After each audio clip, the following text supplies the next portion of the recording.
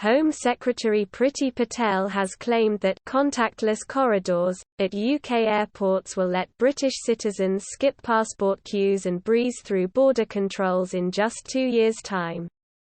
It is thought the corridors will use concealed cameras to scan people's faces as they walk through, and compare them with a digital database of details that all visitors will have to submit before travelling, possibly via an app.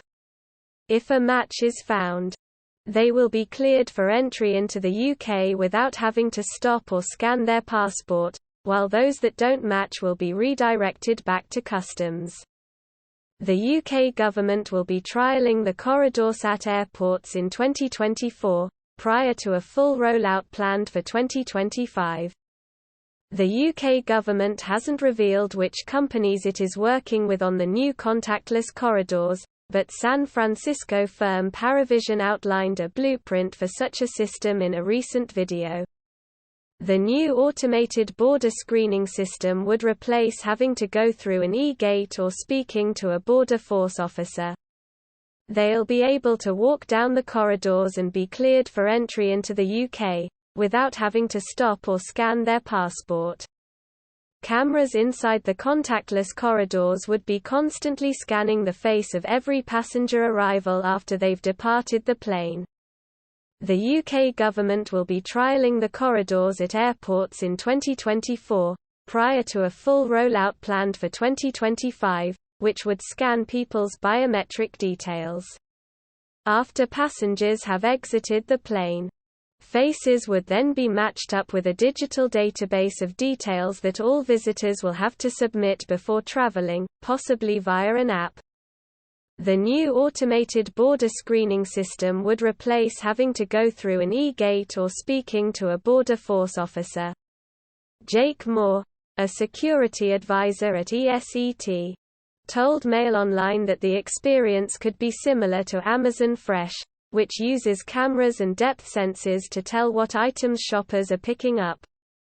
At an airport, cameras could be concealed in the walls or even on the ceiling, and would be barely noticeable by passengers as they walk towards the exit. This must be like contactless shopping. Maybe with some added facial recognition aligned with the photo on the passport, Moore told Mail Online. But it doesn't sit right with me. These databases with our most private information on them are an increased risk the more widely they are used.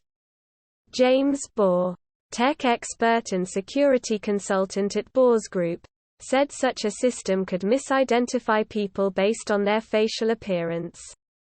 If you've grown a beard on holiday or had some sort of visual change, that might mean the technology won't recognize you where a human could, Bohr told Mail Online. It might cause more hassle at border control in the same way having an unexpected item in the checkout area causes issues if there's no one around to manually verify that you are you. Claire Fox, member of the House of Lords, also told GM Britain, "It's great to have a technological solution here, and people are getting fed up of airport queues. But there will be job losses as a consequence of this.